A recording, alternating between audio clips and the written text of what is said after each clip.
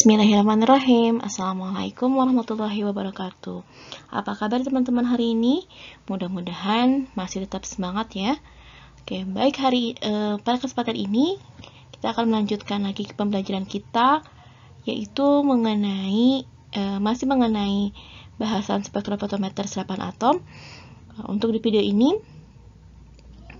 kita akan membahas mengenai aplikasi dari spektrofotometer serapan atom atau AAS. Oke. Jadi pada bagian ini kita akan lebih membahas ke analisis kuantitatif dari sampel. Ya.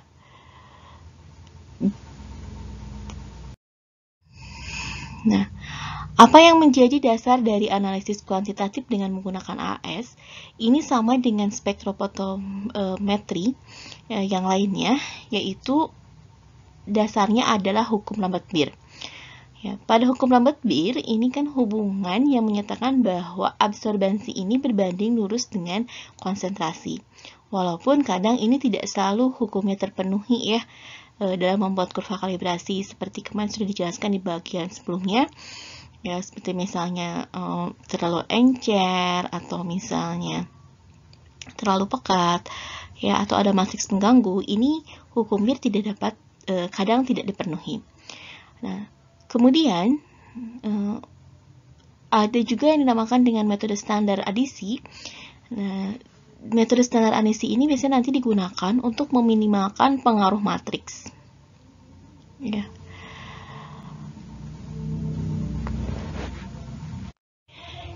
Yang dimaksud dengan matriks di sini adalah spesies lain yang tidak kita perlukan dalam pengukuran, tetapi nanti dapat mengganggu hasil pengukuran. Ya. Matriks yang ada pada analisis dengan menggunakan AAS ini bisa berupa anion maupun kation. Ya, ketika matriksnya berupa anion, nanti ini tinggi puncak serapannya akan dipengaruhi oleh jenis dan konsentrasi anion. Ya, masalahnya nanti berarti kalau ini akan mengurangi jumlah atom yang terbentuk. Ya, sehingga matriks yang tidak diketahui akan sulit untuk dilakukan koreksinya. Kemudian, keberadaan kation juga ini dapat menjadi masalah, karena ini nanti akan dapat membentuk senyawa stabil dengan kation yang sedang dianalisis. Ya, misalnya ketika kita akan menganalisis Mg tetapi terdapat Al, ini akan memberikan hasil yang lebih rendah ya, karena terbentuk oksida AlMg ya. Nah, untuk yang bermasalah seperti ini kita berarti kan harus melakukan AAS-nya dengan metode yang lain. Nah, jadi untuk analisis kuantitatif menggunakan AAS ini ada beberapa metode. Yang pertama, ini metode kurva kalibrasi, kemudian ada metode perbandingan langsung, dan ada juga metode standar adisi. Kita lihat satu persatu metode yang digunakan pada analisis kuantitatif dengan menggunakan AAS ini. Apa saja aplikasi dari AAS? Aplikasi dari AAS itu banyak ya. AAS dapat digunakan untuk analisis air, misalnya kandungan Ca, Mg, Fi, Si, dan lainnya juga. Ya, kemudian AAS juga ini dapat digunakan untuk analisis makanan. Ya, analisis bahan makanan juga bisa pada ternak, analisis zat aditif, ya, analisis tanah, analisis sampel darah. Ya, banyak sekali aplikasi AAS. Yang penting berarti aplikasi AAS digunakan untuk menentukan konsentrasi dari suatu logam. Itu yang paling penting ya. Jadi dia untuk menentukan konsentrasi ion logam.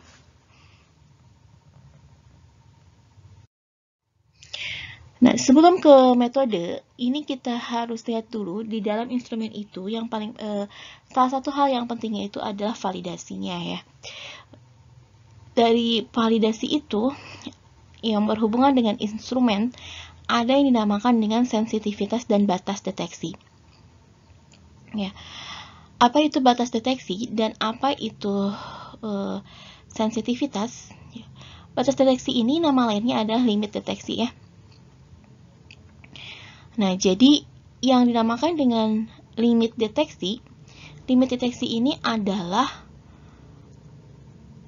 konsentrasi terkecil yang dapat analisis oleh alat tersebut. Itu yang dinamakan dengan limit deteksi. Ya. Kemudian ada juga sensitivitas. Sensitivitas ini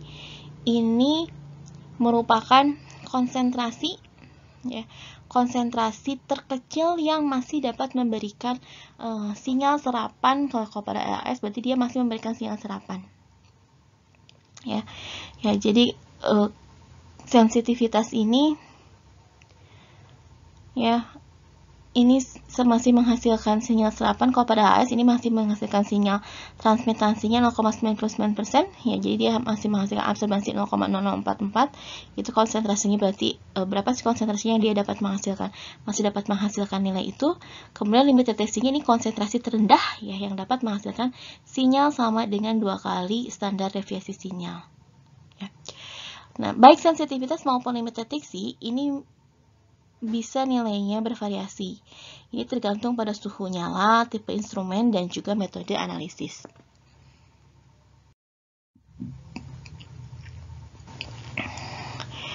Salah satu keuntungan ketika kita melakukan analisis dengan AAS, ini berarti kita tidak perlu melakukan pemisahan unsur yang satu dengan yang lainnya. Kenapa seperti itu? Ya, kalau kita lihat dari prinsipnya, berarti kan AAS ini nanti akan mengukur energi eksitasi untuk suatu atom, ya, suatu atom, dan energi aktivasi untuk satu atom dan atom yang lain itu kan berbeda. Dan pada lampu AAS ini, energi itu kan didapatkan dari sumber sinarnya yang berupa lampu katoda. Artinya, kalau kita mempunyai suatu lampu katoda Ca, berarti kan nanti akan menghasilkan energi yang sesuai dengan energi eksitasi untuk atom Ca. Ya, sehingga nanti yang tereksitasi itu ya atom Ca. Gitu. Jadi kalau kita menggunakan lampu katoda Ca, ya nanti itu berarti untuk mengukur unsur Ca. Unsur yang lainnya tidak terukur. Kalau kita menggunakan lampu PB, berarti yang terukurnya adalah eksitasi untuk lampu PB. Gitu. Jadi pada AAS ini, ya, kita tidak perlu melakukan pemisahan unsur yang satu dari yang lainnya. Walaupun memang kalau di AAS itu berarti kan yang dilihat itu adalah konsentrasi total dari logam, gitu ya, dari logamnya, dari ion logam. Jadi AAS tidak bisa membedakan, misalnya kalau ada CR3 dan CR6 tidak bisa AAS bedakan. Yang AAS analisis adalah konsentrasi ion CR. Tidak tahu dia CR3 kah atau CR6 kah gitu, tapi total dari CR. Nah, kita masuk ke metode kurva kalibrasi. Ya, metode kurva kalibrasi ini dilakukan dengan membuat sederetan larutan standar dengan konsentrasi yang telah diketahui, ya, yang telah diketahui dengan pasti. Kemudian diukur absorbansinya dan dibuat kurva hubungan antara absorbansi dengan konsentrasi. Ya.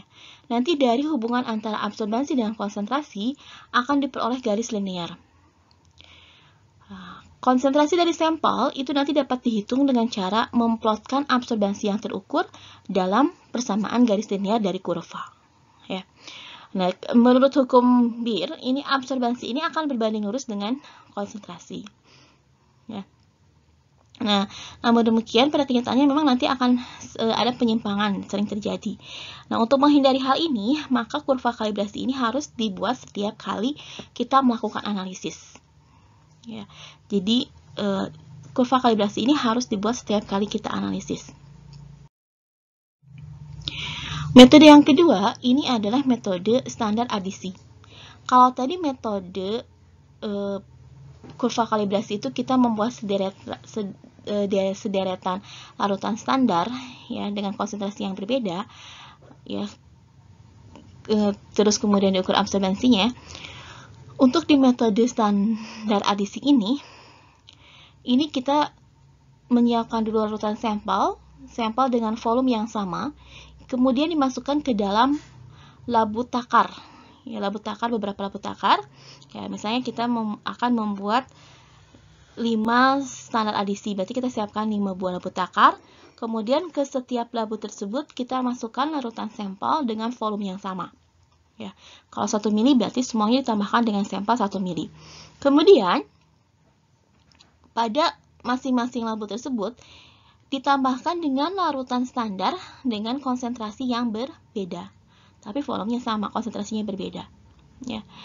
Absorbansi dari masing-masing labu, ya, itu nanti kemudian diukur ya setelah diencerkan dengan volume tertentu. Ya, kemudian dibuat kurva hubungan antara absorbansi total dengan konsentrasi standar. Oke. Kalau untuk metode kurva kalibrasi ini sama halnya sih sebetulnya dengan yang pernah dijelaskan di bagian spektrofotometer UV vis ya, jadi tidak saya jelaskan lagi. Itu kemarin sudah dijelaskan di bagian aplikasi spektrofotometer UV vis. Nah, untuk di metode standar adisi ini tadi kan kita menggunakan beberapa sampel ya, satu sampel ya, tetapi kita buat dia di beberapa labu takar ya, kita simpan di beberapa labu takar, volume sampelnya sama ya.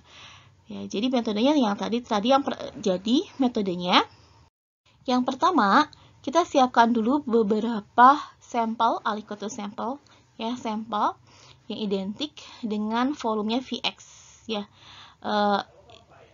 Kemudian tambahkan sejumlah volume tertentu secara bervariasi ya, larutan baku yang telah diketahui konsentrasinya. Jadi ada dua cara. Kalau tadi yang saya jelaskan di awal itu berarti kan kita menggunakan volume yang sama, larutan standar dengan volume yang sama tetapi konsentrasi yang berbeda. Ini cara yang kedua, ini bisa juga kita lakukan volumenya sama tetapi volumenya berbeda, volumenya berbeda tetapi konsentrasinya sama. Ya, kemudian diencerkan. Ya, diencerkan sampai volume tertentu Vt dan kemudian diukur dengan instrumen ya untuk mendapatkan respon instrumen. Berarti kan respon instrumen di sini, kalau di sini respon instrumennya adalah berupa absorbansi. Yang terakhir, ini kita menghitung konsentrasi sampel Cx dengan persamaan berikut. Ini persamaan. Ya. Nah, jadi S ini adalah sinyalnya atau respon instrumen, atau kalau di sana berarti S itu adalah absorbansinya. Ya, K konstanta, Vs ini adalah volume standar yang ditambahkan, Cs adalah konsentrasi dari standar, Vt adalah volume total dari pengenceran.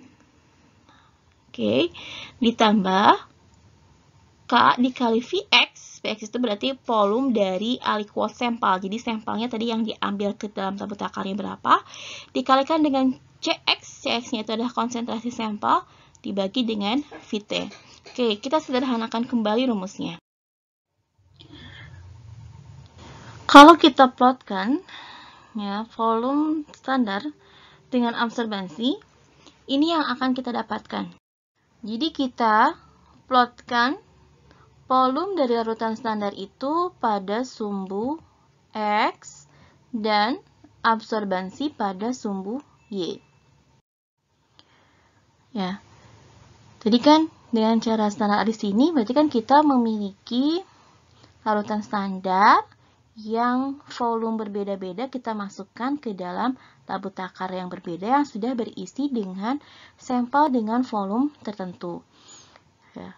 Ini yang pertama berarti ini adalah misalnya ini interceptnya ya, interceptnya ini nanti ini bukan intercept, maksudnya ini yang pertama ini berarti volume dari larutan standarnya ini tidak ada yang ditambahkan, tapi ini hanya larutan sampel misalnya yang pertama ya. Dan ini yang pertama ini volumenya 0 misalnya ya 0. Terus ini yang ini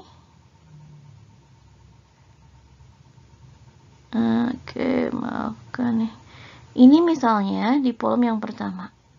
Nah, di volume yang pertama ini memberikan konsentrasi absorbansi maksudnya sekian. Terus di volume yang ketiga juga ini ada absorbansinya.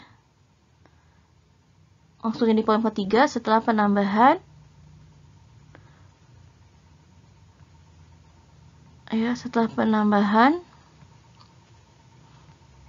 ya, ini yang kedua misalnya ya, ketiga,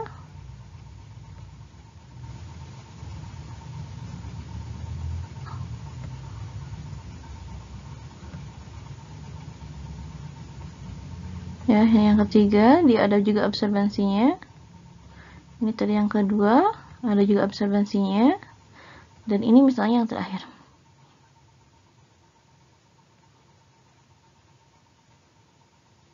Maaf.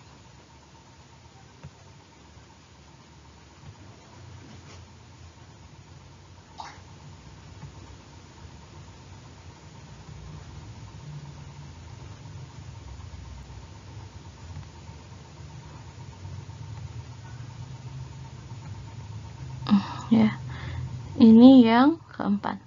Nah, kemudian kita plotkan kurva. Ya, kurvanya tadi dari titik-titik ini kita plotkan kurva. Ya, kalau kita buatkan kurva, ini nanti akan menjadi suatu garis lurus. Ya, garis lurus tersebut mempunyai persamaan S sama dengan MVS plus B. S ini berarti ini kan absorbensinya, ya, S ini adalah absorbensi. VS adalah volume dari larutan standar, ya. Dan B ini nanti adalah nilai interceptnya, B nilai intercept. Oke. Nah, bagaimana untuk mencari konsentrasi? Nah, baik, dari rumus tadi kurva kalibrasi dan juga rumus standar adisi, kalau kita kombinasikan kedua rumus itu akan menjadi rumus yang bawah ini. Dari hasil kombinasinya, ini akan menghasilkan rumus yang ini ya, yang bawah. Nah, kemudian dari kombinasi kedua rumus ini kita bisa mencari konsentrasi dari sampel. Jadi CX ini adalah konsentrasi dari sampel yang kita cari. B ini adalah intercept dari kurva standar adisi yang kita buat. Ya. Oke. Nah, ini ya, ini B-nya, kemudian CS ini adalah konsentrasi dari standar yang kita gunakan. M-nya, M ini adalah gradien dari kurva yang kita dapatkan. Maafkan. Ya, ini M-nya. Ya, dan Vx ini adalah volume dari aliquot yang ditambahkan pada setiap lampu takar. Oke, baik, kita lanjutkan dengan contoh soal ya. Di contoh soal ini ada penentuan arsenik dalam sampel biologi dengan metode standar adisi. Aliquotnya yang dipipet ke dalam 5 buah tabut takar ini, volume aliquotnya adalah 10 ml. Oke, kita catat nih. Berarti di sini ada volume aliquot 10 ml. Berarti ini adalah volume dari sampel. Catat ya, berarti ini adalah Vx-nya. Kemudian, ini dipipet ke dalam 5 buah tabut takar 100 ml. Variasi volume dari standar 22,1 ppm. Berarti ini adalah konsentrasi dari standar adisinya, standar yang ditambahkannya.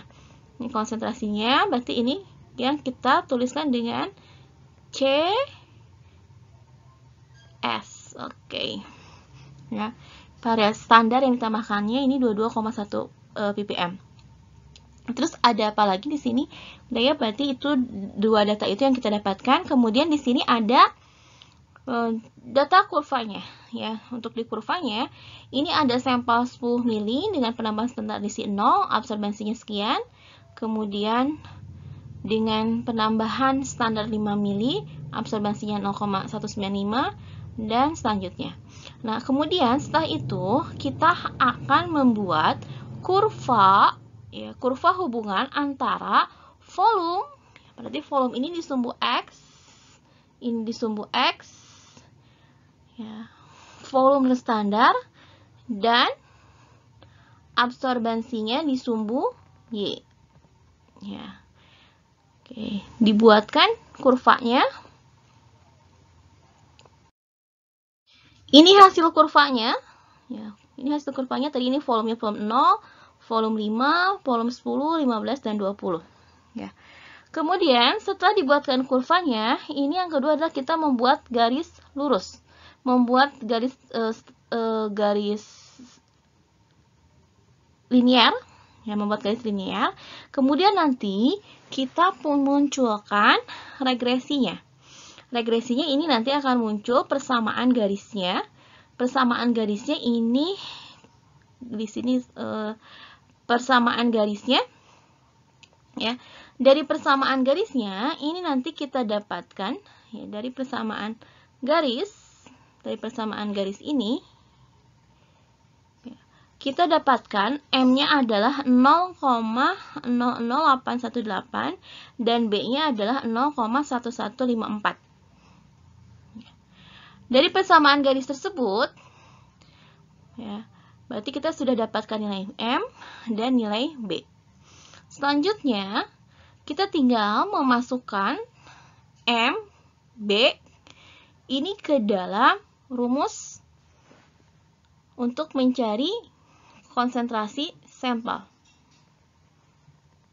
Oke, ini rumusnya. Nah, tadi kan ini B-nya udah ada, B-nya dari regresi, M-nya juga dari regresinya. CS tadi ini kita tahu dari soal, ya. Di soalnya ada konsentrasinya 22,1. Vx juga ini dari soal kita ada 10. Ya, tinggal dimasukkan semuanya, nanti dapat ini hasil akhirnya adalah 41,98 ppm. Oke, ini hasil akhirnya.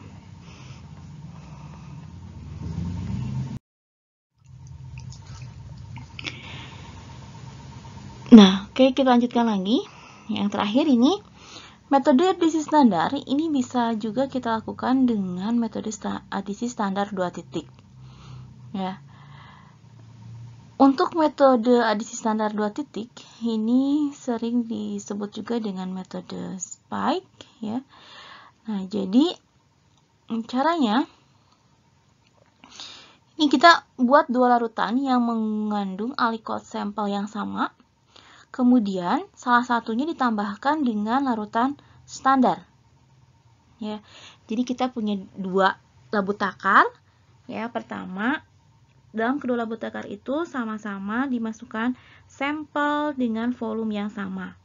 Kemudian salah satu labu takarnya itu ditambahkan dengan larutan standar, ya, yang mempunyai volume dan konsentrasi tertentu.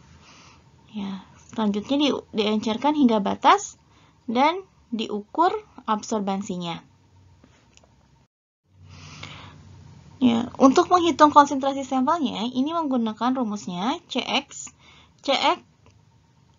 S1 kali CS kali Vs dibagi dengan S2 min S1 dikali Vx. CX-nya ini adalah konsentrasi sampel, S1-nya adalah absorbansi sampel tanpa larutan standar, CS-nya konsentrasi dari standar, Vs-nya adalah konsentrasi dari Vs-nya adalah volume dari standar yang ditambahkan. Ya, dibagi dengan S2 min S1-nya berarti ini absorbansi sampel plus standar dikurangi absorbansi sampel aja dikalikan dengan volume dari sampel. Ya. Jadi kita bisa melakukan metode adisi standar 2 titik. Oke, ini contohnya. Contohnya ini sebanyak 25 ml aliquot larutan quinin diencerkan hingga 50 ml dan diukur absorbansinya. Mempunyai absorbansi 0,416 pada 348 nanometer. Diukur dalam kupet tebal 1 cm. Sebanyak 25 ml aliquot kedua dicampur dengan 10 ml larutan yang mengandung 23,4 ppm quinine setelah diencerkan hingga 50 ml. Nah, larutan ini mengandung absorbansinya 0,6. Ya, kuvetnya digunakan pada kuvet yang sama dan panjang gelombang yang sama. Ditanyakannya adalah konsentrasi quinine dalam sampel. Oke, di sini perhatikan kita yang pertama kita punya volume dari sampel. Ya, ini volume dari sampel. Nah, ini volume dari sampel 25. Ini Px-nya ya, Vx volume sampel. Terus kemudian kita juga di sini punya absorbansi sampel tanpa standar. Berarti ini yang S1. Ini yang Vx. Ini yang S1. Selanjutnya, kita juga di sini punya volume dari larutan standar yang ditambahkan. Ya, jadi kita udah, ini ada tadi S1 ini berarti kan tadi absorbansi sampel tanpa standar. Kemudian ada Vs, volume larutan standar yang ditambahkan. Dan juga di sini kita mempunyai data konsentrasi standar yang ditambahkan. Ya, CS. Terus di sini ada juga data dari absorbansi sampel plus standar. Atau ini S2. Nah, ini semuanya sudah ada di dalam soal. Jadi, kita tinggal memasukkannya ke dalam rumus.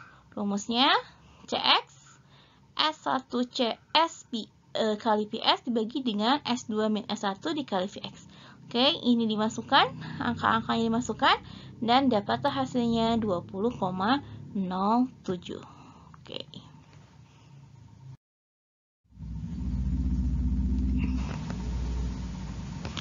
Baik, itu saja untuk aplikasi kuantitatif dari AAS ya. Semoga dapat dipahami ya materinya. Sampai jumpa lagi di lain kesempatan. Terima kasih. Assalamualaikum warahmatullahi wabarakatuh.